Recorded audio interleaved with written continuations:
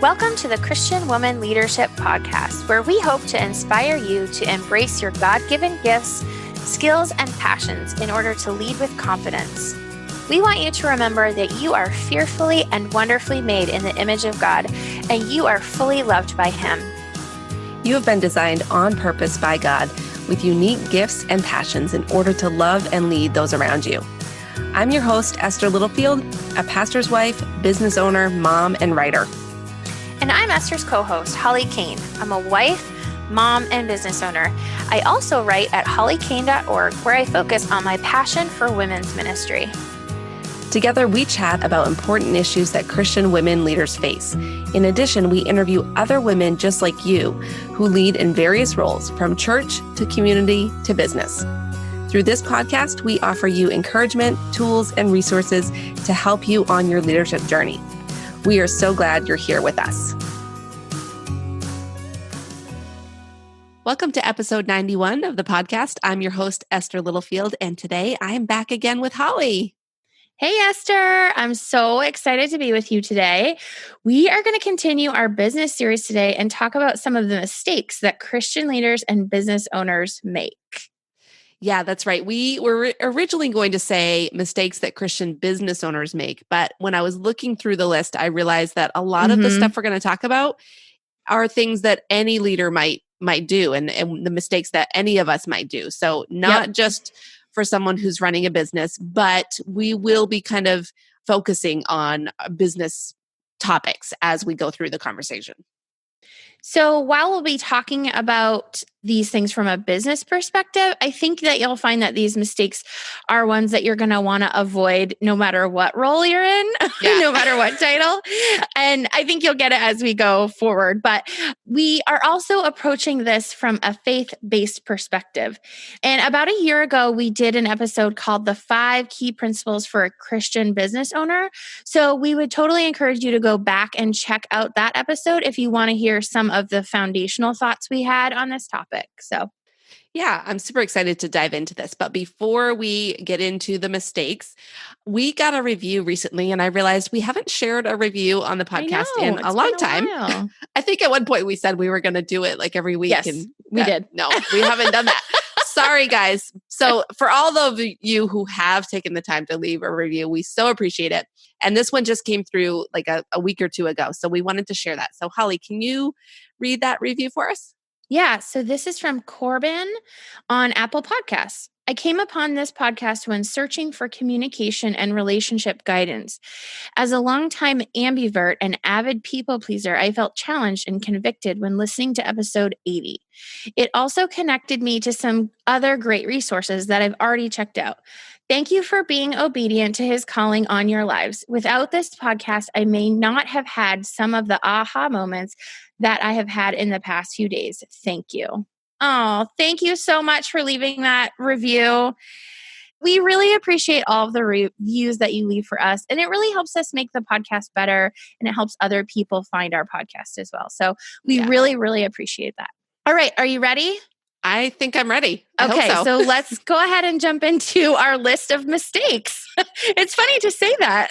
Yeah. So what's the first mistake that business owners make? All right. So the first one is making it all about you. This is a mistake that I see a lot of business owners make, and I'm sure that I have made as well. So I think as we go through this list, we're probably going to be speaking out of what we've seen other people do, but also some of the stuff we have done wrong over the years. So a lot of times business owners and content creators or even ministry leaders, when they're trying to build their business online or grow an audience, grow a podcast or a social media channel, it can very quickly become focused on themselves. So like when I go and look and check someone's channel out, for example, their Facebook page or their website, sometimes all I see is information about them and why they're doing what they're doing and their story and what they can do and how their background and all of that. And I don't think it's bad to include your personality and even some fun, quirky facts about yourself or stories and why you can offer the service or product that you're offering. But if every post is about you or your website is all about you, you're going to have a hard time growing. And I'm going to give some tough love here. Nobody cares about you. I love it. Okay, that sounds horrible, but really, if you think about it, when you're online, you're reading information or you're listening to information. If the person you're listening to or the thing you're reading is all about that person and there's nothing that is going to help you, you're probably just going to click away really quick, right? Holly? I mean, oh yeah, definitely. I don't know. You kind of roll your eyes and like, oh boy, this person, all about me again. Right. So what people do care about though, is they care about what's in it for me. And they want to know, why should I care? So when you're talking to me, Holly, on your website or on your social media, I want to know, how is what you're doing going to help me as the consumer? And so just like on our podcast, hopefully, even though Holly and I share about our own lives and some of our experiences and stuff, right, the goal is to help you, the listener, to take something away from this podcast and be able to apply it to your own life. So when you're sharing online, when you're growing a business, even this applies in ministry too. Like if you are leading a ministry, make sure that you are showing people why you're doing what you're doing and why it matters to them. How is what you're sharing or what you're providing for a service or a product going to help them in their own lives? And then they will want to stick around. They'll want to give you money. They'll want to spend time with you. They'll want to put you in their earbuds. That's going to help people if you keep it focused on the listener or the reader or the consumer of the information rather than focused on yourself. Definitely. That's number one. Do you have any thoughts on that? No, I think I really agree. And kind of as you were talking about that, it just made me kind of think that when it comes to that sort of thing, the only people that I really want to know that quirky stuff about are like a celebrity that I really like. You know what I mean? Like, other than that, I hate to say it this way, but I want what interests me. And that's the reason that I follow other people, because either they're talking about ministry or they're talking about business or they're talking about the Christian faith. And that is an interest to me. So yeah. Totally and agree. I think, let me just share one tip that I would have to like change this. If you find, like, give yourself an honest look. If you have a business or you have a social media or something that you're growing or working to grow, go through and read or listen to your most recent posts and figure out, all right, am I just like focused on myself here? And whenever you go to post something, whenever you go to share something, ask yourself, how is this going to help the person that I'm trying to help or that I'm trying to reach? And if you can't answer that question, then you might want to think about changing your approach. Yeah. That's All a right. good self-check. I like those questions. Yeah. Okay, let's go on to number 2, Holly. What do you have for the second mistake that business owners make? Okay, so if you've listened to the podcast at all, you can probably assume what this one's going to be. But my number 2 is neglecting your finances. And so when you run a business or a ministry, ignoring your finances can be a major mistake. So just don't do it. Okay. No, I have more intelligence. That's it. That's number 2. Just don't do it. Thanks for that helpful advice. Okay, so what we're really talking about here is stewardship. So we believe God has called you to your business, and He has also called you to integrity within that business or within that calling. And so neglecting or ignoring your finances is not really coming from a place of integrity. So I feel like God really wants to bless your obedience in the work that He has for you, but you've got to be faithful in it, and you've got to steward the little that He gives you so that later on you can steward the much more that He wants to give you. So a few practical ways that you can do this. I'm just going to give you 4 different things, and I think that they're pretty easy. I have so many more, but these are the ones that I've cut it down to. So keep track. No matter how you do it, bookkeeping, Excel spreadsheets, a piece of paper, whatever you need to do it, keep an accounting of the money that's coming in and going out. And I know a lot of people, you are like plugging your ears and going like, la, la, la, la, la. You hate this part. And sometimes numbers just look like a foreign language to you. So if you're in that place, then find someone, hire someone, or find someone who can come alongside you. If it's a ministry who's willing to help you out, and have them either help you or train you. But either way, you've got to have an accounting of what's coming in and what's going out. Especially, well, I was going to say, especially if you're in ministry, because you need people to trust you. But in business, you need people to trust you, and you need to have that correct accounting as well. So, yeah. Can I share a quick little story with this? Yes. So I was recently in a group. I won't say what group, but it was ministry related. And there was a church that was operating without a budget. Like they didn't have a budget. And I was like, that hurts me. it was making me so sad. And I was like, the pastor had come into the situation, and like the church had previously been operating without a budget, and then now they're trying to get a budget in place. Right. And that's really hard to do. So anyway, that's just like really so important to know your numbers. And I'm not, I don't love it. I mean, I'm not anti-numbers. I actually kind of do get nerdy about numbers, but I don't love keeping track of stuff. It's annoying to me, but I do know it's important. So I hire someone to help me with that. So I wonder who does that. Somebody who might be on this podcast with me. Okay, what's the next? That's not a bid to get you to hire me. Like honestly, find someone. I can't do all of the bookkeeping for every listener, but we will put your link in the website. In the show notes in case someone does want to hire you. Okay, number 2, don't dodge or cut corners on your taxes. So you need to have integrity, and we don't really want you to be ducking out on this. So set aside money at regular intervals so that when tax time comes, it doesn't feel like this heavy burden. And mostly I'm speaking to people who own their own business or freelance, because you're not having money regularly taken out of your paycheck. So what you need to be doing is saving for that, so that when it comes down to time to do it, you don't feel this heavy burden, and you don't feel like your kids are going to go without food or not have shoes to go to school, right? So it's just like Dave Ramsey says, Christmas is not an emergency. This happens the same day every year, and April 15th doesn't move either. So there's no excuse. This is a matter of integrity here. And I really think that not cutting corners or dodging taxes is a major issue when it comes to that. So don't do it.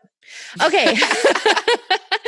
The next one is to pay yourself a livable wage. And if you're using every penny you bring in your business for overhead or expenses, you're not managing things well. And as they say, you're going to be robbing Peter to pay Paul. So get your expenses under control so that you have the ability and freedom to take care of your family.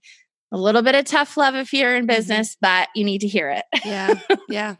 It's so important. I think a lot of people go into business and they don't really it kind of happens accidentally, a lot of us. Yep. And they don't necessarily even know how much money they need to bring into their family's budget to make the time that they're investing in the business worth it, So really have some conversations about that. If you're married, make sure you're on the same page with your spouse, because a lot of women in particular end up having a business that's taking up a ton of time and not bringing any money into their family. And then they're annoyed that their husband isn't being supportive.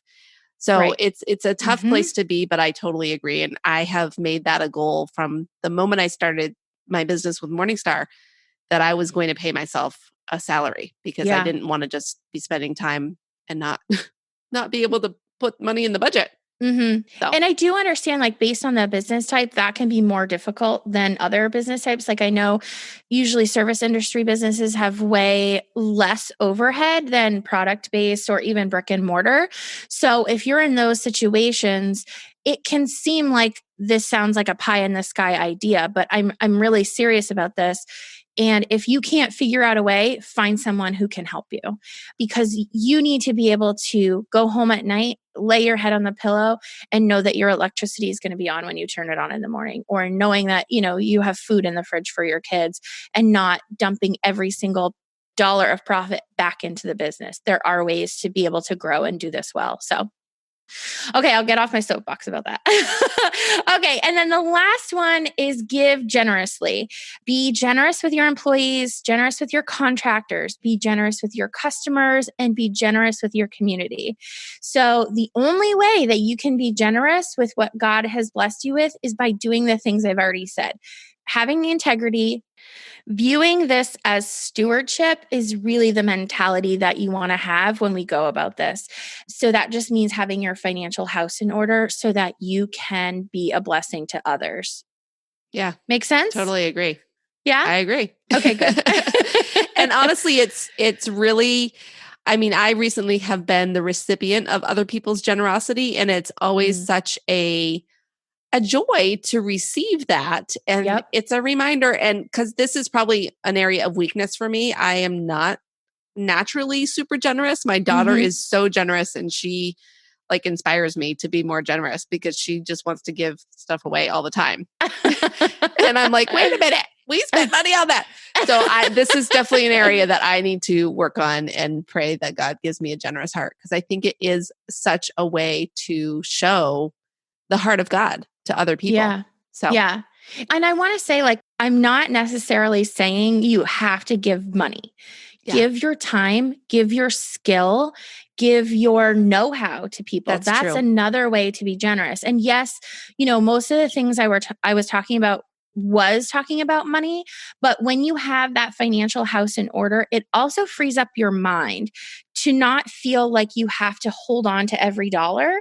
And when you kind of let go of that, you can also kind of let go of a little bit of your time, I wouldn't say necessarily intellectual property, but your skill in how you handle things and how you do things, or even your products.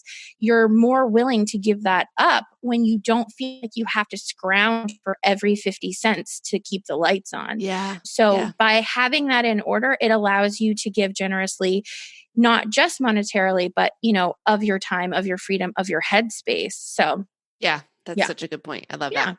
Awesome. Okay. What's number 3? Okay. So the third one is becoming prideful. Ugh. So I just stepped on a few toes there. Yep. All right.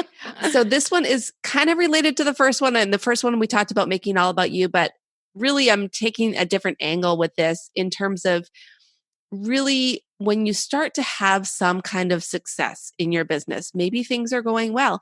Maybe your business has exploded. Maybe you've got a full client load. Maybe you're selling more products than you ever could have dreamed. Whatever it might be, you might start to have that temptation to become prideful in thinking that the success that you're experiencing is about yourself and about your abilities, your skills, and you start to rely on yourself rather than on God. And that is the trap of pride. We actually talked about this last week in episode 90 with Valerie Warner. She talked about how important humility is for her. And that's one of her big lessons that she's learned in her journey of starting her company and having these really successful prayer journals, that she has really had to be intentional about remaining humble and not allowing pride to take over. And she actually mentioned a few specific days where she focuses on particular verses of scripture because she knows that the business is going to do really well on those days. And she needs to keep herself grounded in the truth of all of this blessing, all of this success is a result of God, not of herself. So for me, that was really powerful and a good reminder, because I know that this is probably one of the mistakes that I have made at different times where I've wanted to take credit for how things have gone. And that's really not what I should be doing. So, yeah. Okay. So I have a question for you. Okay. I'm going to drop it on you. You ready? I'm scared. We talk, no, don't be nervous. Okay. We talk a lot about confidence and being confident. So can you tell me what you think the difference is and where the line is? Like, how do we as leaders have confidence? I know we can have confidence in God, but how do we have confidence without becoming prideful? Well, girl, that's a tough one. I don't expect you to have that answer because I just dropped it on you, but I guess maybe we could talk it out a little bit because I think that there's a difference. I think there is a difference. But I do think that it can easily shift from confidence to pride. Yep. And actually, I asked a question on my Facebook page a few weeks ago. Is it possible to become too confident? I remember and that. we got so many responses to that question. It was really interesting to read. And a lot of people said yes when it becomes arrogance. And really, I think for me, the difference is confidence is when I am resting, like it's a quiet resting in the truth of God and who He is and who He's made me to be. And knowing that whatever I'm doing is from Him and that I can walk into a room and be confident and know that He's put me there, He's equipped me, He's given me what I need to do with the job, whatever it is. And I don't have to be worried about what everybody else is going to say or think, as long as I know I'm doing what He's asking me to do. But if I go in thinking, well, aren't they lucky to have me here today? And I know I'm going to kill this. And I know I'm going to just blow them away with my brilliance. Like that's when we're getting into the pride and arrogance side of things. So I think that's a really good question and something for all of us. And I think that's part of what Valerie, when she talked about the issue of humility, I think that for all of us as leaders to really be remembering the importance of humility. And you can spot it in other people probably faster than you spot it in yourself. You can look at someone and say, oh, they're it seems like they're kind of arrogant. And actually, that's what prompted the question that I asked on my Facebook page was that I interacted with a couple people that I was like, wow, are they just super confident? Or is there something else going on? Are they arrogant? Yeah. Yeah. So, okay. I knew I threw a curveball at you, but I just had to talk about it. I think that's good. I think that's a good thing for us to think about. I'm pausing here to let you know that this episode is sponsored by my business, Morningstar Media Services. At Morningstar, it's my goal to help Christian business owners like you grow an audience and make an impact without compromising your faith or your values. And I have a free gift for you if you already have a podcast or if you're thinking about starting a podcast. I want to give you my free podcast workflow checklist. This is the process I use each and every week to keep my podcast on track and to work with my clients as well. This is what allows us to go through each week without missing a single step and keep everything running smoothly. It also helps us to save a lot of time on the back end of the podcast process. To get the free checklist, text the word podcast to 917-905-8801, and I will send that checklist right out to you. Okay, Holly, let's go into number 4. What is the 4th mistake that business owners sometimes make? Yeah, so I think that a big one that I've seen is a lot of business owners have no strategy. It's just like they're throwing spaghetti against the wall and they're trying to see what sticks. And honestly, I kind of think there's a little bit of that in business. It's messy sometimes. Yes, I mean, no matter what, there's always going to be a little bit of testing and trying things that you're not sure if they will work. Right.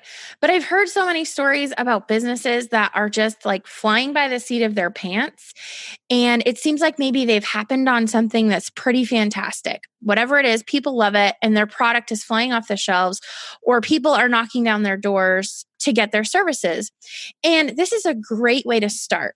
But we all know if we've been in business any length of time, but this is not where we can stay as an entrepreneur. It's our responsibility to bring steadiness and efficiency into our business so that we can honor the people that we serve, the people that we employ. And I think even greater than that, the calling that God has given us on our lives to do the business or to do the ministry. So that beginning momentum is only going to last so long. And what's actually going to carry your business through those tough times or when you have either a drought or, a dip in your revenue even is that strategic plan. So getting smart on how you're going to continue to serve your customers and how you're going to manage your team are going to see you through those difficult times. And I just want to encourage you that this does not have to be rocket science, but getting clear on your mission, vision, and values can be the catalyst for forming your goals and strategies. So what I mean by that is knowing where you're headed really is going to help you figure out what to fix now. And getting clear on what needs to be systematized and tying up all those loose ends can add stability to what you're already doing. And again, you may need to bring someone in who has this strength or gifting to give you help or maybe to give you a plan to follow. But no matter how you get it, make sure you utilize that strategy to give your business or ministry steadiness. Yeah. And I think that that is, again, an issue of stewardship and an issue of integrity. A lot of times we have other families that are depending on the income that we give them, or we have clients who are depending on our service. And if we are in the background running around with like a chicken with her head cut off, that's not a sustainable system for so many reasons. Yeah. And we talk about this actually in episode 85, Simplify with Strategy. We did a very basic strategy plan or methodology, really.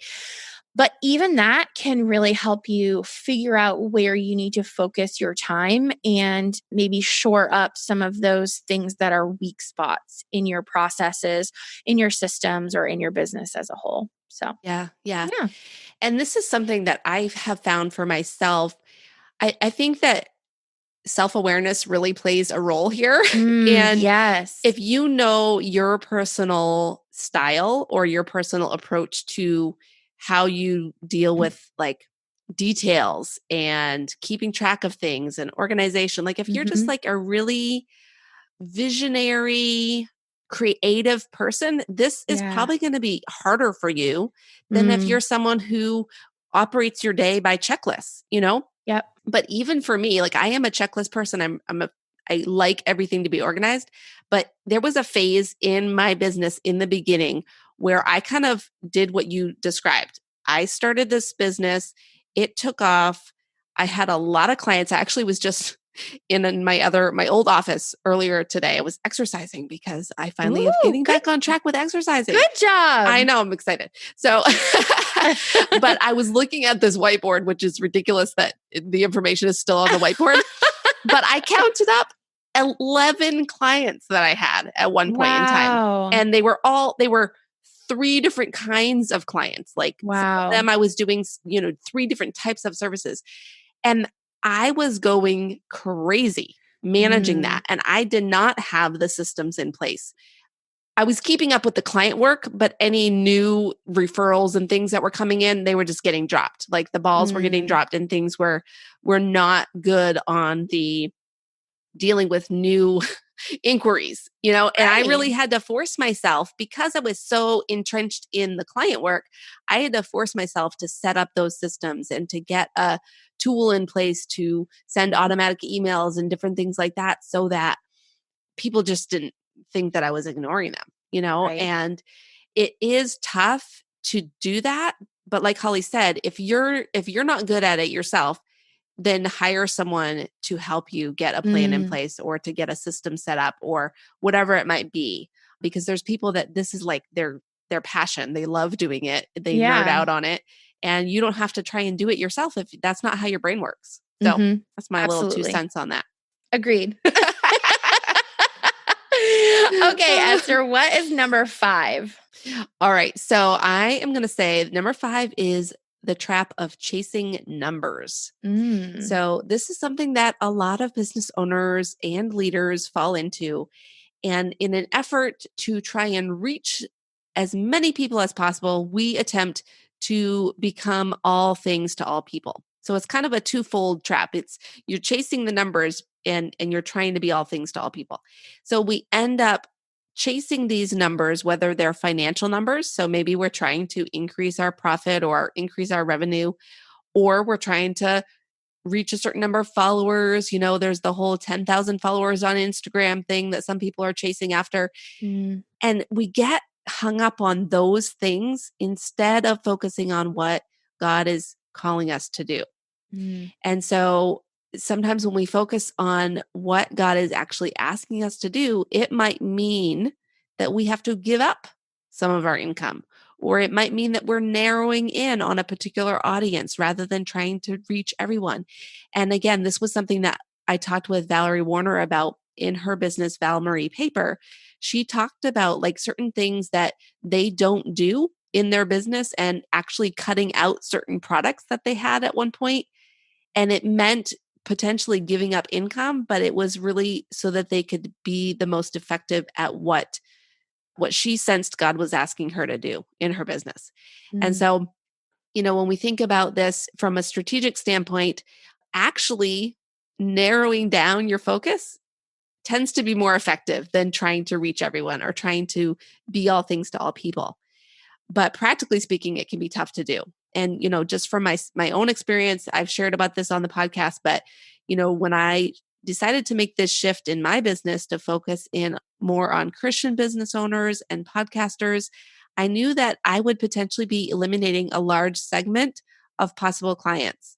And I could actually be turning people off by sharing more openly about my faith. And, so it was a tough decision for me, but I believe that that was the next step that God was asking me to do.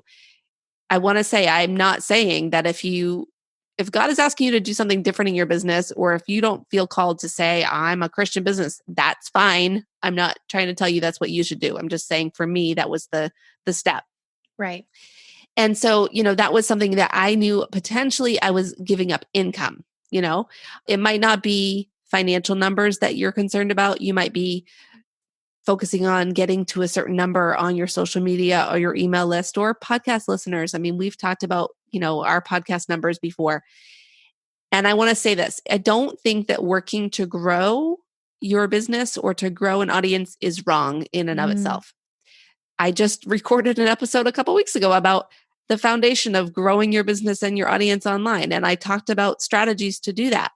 So I don't believe that in and of itself is wrong or a bad thing. But it's when the numbers become an idol or a distraction from doing the work that God has asked you to do, that it is a problem. And again, it's one of those kind of, like we talked about the confidence and arrogance thing, it can sometimes be a slippery slope in a sense of you don't really see it happening until you're there and you're like, oh my goodness, I'm obsessed with checking my numbers, or I'm obsessed with, looking at my QuickBooks to see how much money I've made this month or whatever it might be. But I want to share, I read a post from Beth Moore on Instagram the other day that was just so in line with this topic. And I'm going to link it in the show notes so you can actually read the full thing, but I want to just read a little portion of it. She says this: the irony of the spotlight is how it attracts darkness. Do not crave it. It will swallow you whole. Crave the Holy Spirit. Then, if he puts you on some kind of platform, be obedient and fulfill your calling, but never lose your fear and trembling. And do not get in the trap of catering to an audience and confusing God's blessing with numbers. So I just was like, wow, that is so powerful. And, so good. That fear and trembling, that's the humility that we talked about earlier, that you're always remembering whatever you're doing, it's an opportunity. It's not a right. And you always want to keep in mind from where you came, basically, And also that idea of not catering to an audience, that's something that we talked about with Sharon Haughty Miller on episode 80, because she talked about the issue of like, when you are nice as a Christian woman, you tend to get a bigger following. If you only say certain things, only talk about certain things, more people are going to like you. But if you start to be real and honest and talk about some of the tougher topics, there might be people that get angry with you, And so again, it's staying focused on what God is asking you to do or to say or to work, however that is, rather than chasing after the numbers. And so just as a personal note, in terms of this podcast, I feel really grateful for the way that God has brought listeners and the way that we've been growing. But I also do pray that God will keep us humble and that we will stay focused on the mission and the purpose that God has given to us, and that we won't get caught up in trying to reach certain goals just for the sake of those numbers or goals. Agreed. So, yeah. Agreed. Oh, that's so good. That was a longer one, but it was, I think, one that I felt really passionate about. So, yeah. All right. I wish I had something to add, but you said it so well. So I don't. Okay. Well, let's go on to number 6, Holly, and maybe this episode won't be over an hour long. Oh my word. That would be like first. All right. What's number 6? Okay. Number 6 is giving up too soon. And I'm going to try not to preach, but Preach it, girl. So I really feel like this can be said about so many things. And I am preaching to myself really when I talk about this stuff. So I really want to say that just because God has called you to something does not mean it's going to be easy. And I really feel like, in fact, that if God has called you and your business or ministry is going to have a big impact, you have a target on your back in the eyes of the enemy. I really don't feel like Satan is just going to sit back and let your business give glory to God and change people's lives without trying to thwart it. And this just made me think of Ephesians when it says, we don't fight against flesh and blood. We fight against principalities, against powers, against the rulers of the darkness of this world, and against spiritual wickedness in high places. So I don't want you to think for 1 second that he's going to leave you alone and that he's not going to put up a fight. So don't be surprised. Don't be surprised when this happens, and don't be shocked. Don't be upset. Like, know that this is coming. I mean, Jesus clearly talked about this in the gospel so many times. Basically, like, they hate me, they're going to hate you. But we can't give up. Galatians says, let us not grow weary of doing good, for in due season we will reap if we do not give up. And so I just want to encourage you, if things are getting tough, I just want you to bring your cares and your worries and your problems to God. And when things are going wrong, one after the other, or perhaps you might have some oppression going on in your life. I know that's not something we talk about a lot on this podcast, but if you have some oppression going on in your business or your life, go to battle in prayer over your business, over your life. Get your friends to pray for you. Call your pastor. Don't sit in that oppression too long and not recognize it. Because honestly, one of the enemy's strongest weapons is isolation. And I don't know if, you listen to the most recent If Gathering, or if you've been hearing anything that Jenny Allen has been talking about, but she has been talking about this recently. And I think it's such a big thing for us to remember that oftentimes we kind of forget that we have an enemy. And if something's happening that's, bad or uncomfortable or upsetting, we just think that, oh, it's life, or, we're doing something wrong. And sometimes it is our sin as well, but we have a very real enemy. And when we give up, we're just caving to his pressures, and he wins when we do that.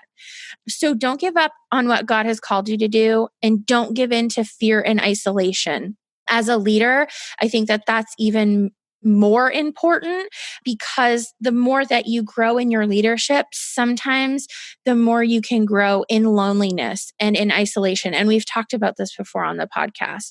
So find those really solid mentors, find those really solid other leaders that you can go to when you're feeling like things are really tough and you're confused and you're having, God is not a God of confusion, and he gives us a sound mind. So if you're experiencing that, there could be a lot of reasons for it, but you can also lean on others, lean on his word, and lean on the Holy Spirit to give you that clarity and how to move forward and how to deal with those things. So don't give up on what God has called you to do, and be faithful to the work, and be faithful to the battle. Don't underestimate the fact that business and ministry and life in itself is actually a battle. Culture wants to tell us that everything should be easy, but we know from the word of God and from life that that's not the case. And so there's so much battle war imagery in the Bible about, taking up your shield and your sword and all of those things. So I just want to encourage you and remind you of that, because it's so important that you don't give up. So that was good. That was good. That was a good word, Holly. And I love that. I love that we're wrapping up this list of mistakes with that point, because I think, again, we're talking about business, but we're also talking about a lot of other things besides business. And in episode 89, I talk about this idea. And actually, I pulled out a quote from that episode that says, "Don't throw in the towel when things are not happening as quickly as you wanted them to." And I think that goes along with this mistake that a lot of us make, is we just want to see, we want the magic bullet. We want the instant answer. We want the easy path.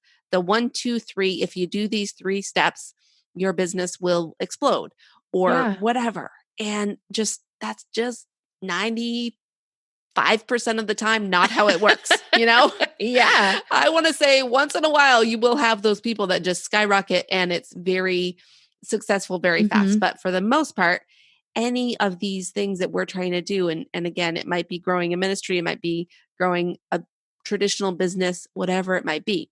Now, I want to just give one caveat, not to say, don't be foolish. Yeah. Like if you get solid business advice and you pray and it's clear that the thing that you're doing is not gonna work, and it's, again, if it's not like a clear, God is saying, keep going, there might be times that you need to change tacks, or you might need to go to a different method of achieving your goals, or whatever it might be. I mean, I've shifted my business a few times. I know you're doing that. So there's like times when we change how we're doing something. That's not the same as just like throwing in the towel when things are getting a little rocky, Right. So right. just want to mention that. Okay. All right. Thank so you. let's recap the 6 mistakes. I'm going to list them off, and then we're going to give you an action step, because as we've been sharing on these episodes, especially when it's Holly and I, we want to make sure that you are walking away with an action step that you can put this into place in your life. So the mistakes are making it all about you, neglecting your finances, becoming prideful, not having a strategy, chasing the numbers, and giving up too soon. So those are our 6 mistakes. So Holly, you want to share our action step for our listeners? Yeah. So I would love it if you would identify which mistake might be tripping you up right now. The one that's really giving you a run for your money, or maybe the one that was really hard for you to listen to. That might be a good indication. Yeah. If you felt that little prick in your spirit, might be a sign. Or you wanted to shut it off and not hear it. So figure out what that is, and then choose one thing that you can do about it. We want to hear what your positive step is going to be towards actually tackling that. And, some of the things we talked about are pretty big. And so we're not expecting that you are going to be able to, go from not taking care of your finances to being like, have 1,000 master bookkeeper. Yeah. Master bookkeeper, having $1 million of profit in the bank. It's not going to go from that quickly, but take one positive step towards whichever area is tripping you up right now. So, and we'd love for you to share that in our private Facebook group this week and tell us what's going on, what you're going to do differently. And maybe if you had an aha moment from any of these mistakes that we talked about. So love to hear that. if you know what mistake you're making or you're struggling with, but you don't know what the next step should be, like feel free to share that in the group too. And we could support one another that way by giving a little insight. Yeah. Okay. Are you ready to do our fun question? I am. Okay. I am ready. So what was the last movie that you watched that made you cry?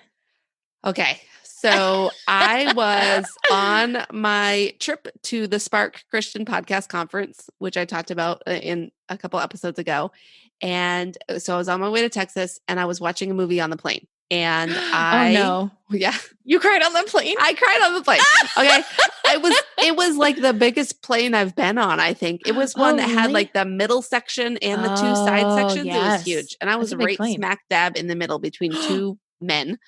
And anyway, I watched The Art of Racing in the Rain. No. Have you watched that movie? No, I avoid those. Because I wanted to see it. I've been wanting to watch it. It's, for those of you who don't know, it's a movie about a dog, and I am a sucker for dog movies. I love dogs, as you know. And I was crying in the first 5 minutes of the movie. It was just like, seriously, you're starting off with this intense emotion right from the beginning? No. Yeah. It was dark. And, it wasn't like, I wasn't like bawling. I wasn't like sobbing, but I definitely was crying on and off throughout that movie. Oh, I know that my husband would not watch that with me, Was it dark? Were you saying the movie was dark or it was dark on the plane? It was dark on the plane. It was like nighttime. Okay. I was like, I don't think that movie's dark. Okay. No, I mean, it's sad, but it's... Yeah. So maybe a lot of people didn't notice. Yeah, I don't know that anyone really noticed, but I definitely was crying. So. Okay, but here's a question. Was it like one glistening tear falling down your cheek or was it like nose running, crying? I probably needed some tissues. Okay. I had some tissues with me. I don't think I was like... Yeah, it wasn't like, the ugly cry kind of crying, but it was more than just a glistening tear in the corner of my eye. Which is usually the kind of crying that my husband does, that he likes to just say that his eyes were getting a little watery. So he just has that one tear that like sort of rests on the corner. Yeah. Oh, Scott. He's actually gotten so much better in recent years of realizing that he's crying and being okay with it. So, good. Yeah. I like that. All right. So Holly, what about you? What did you watch that made you cry? Okay. So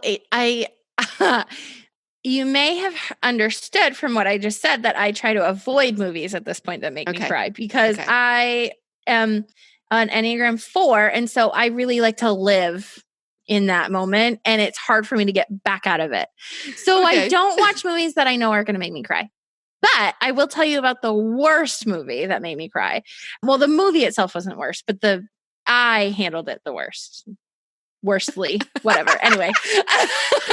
So when I was dating my husband, I was like madly in love with him. And I just had all these feelings. Like I was just feeling everything. Okay.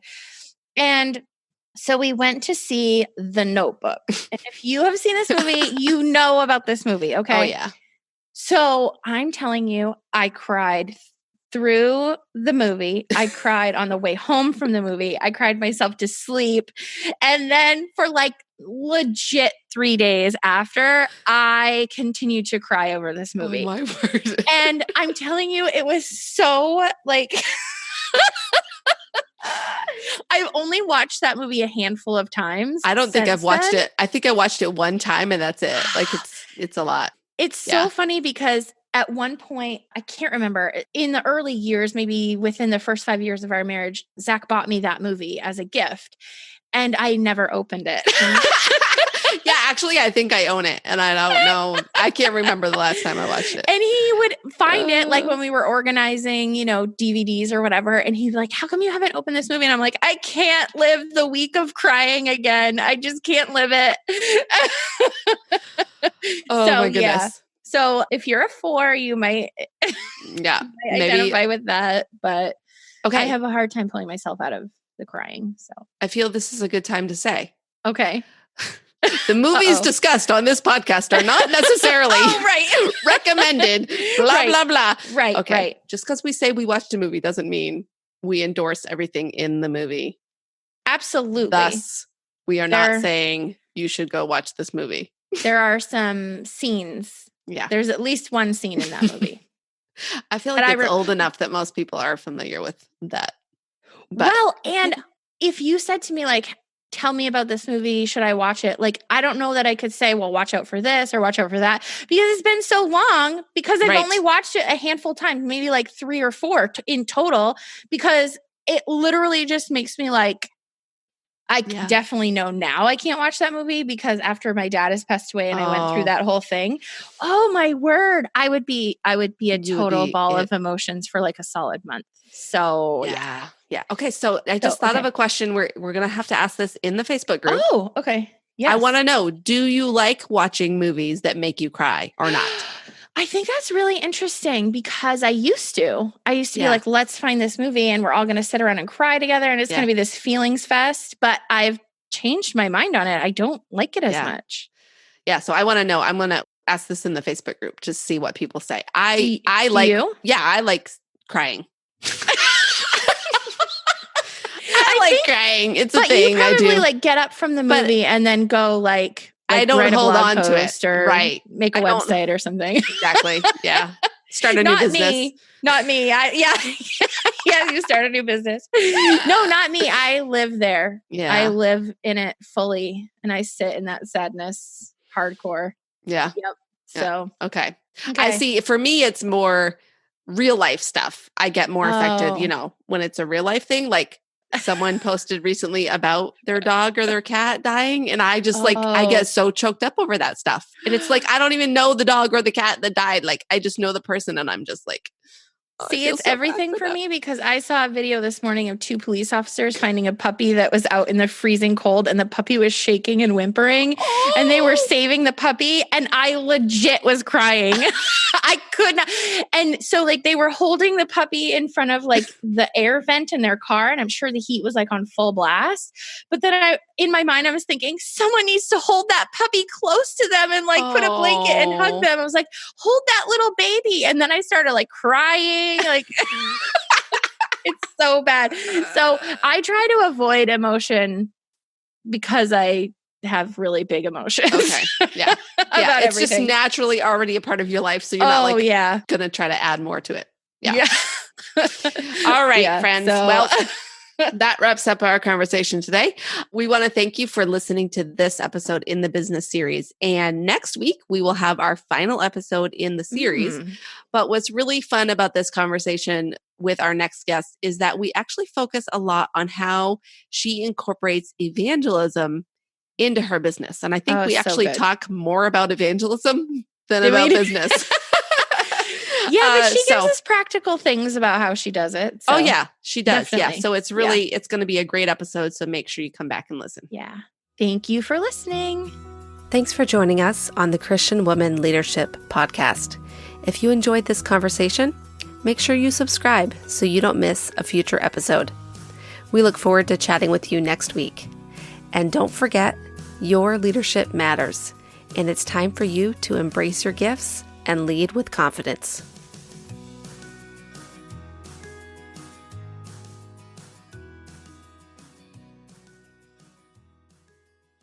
I can't read today.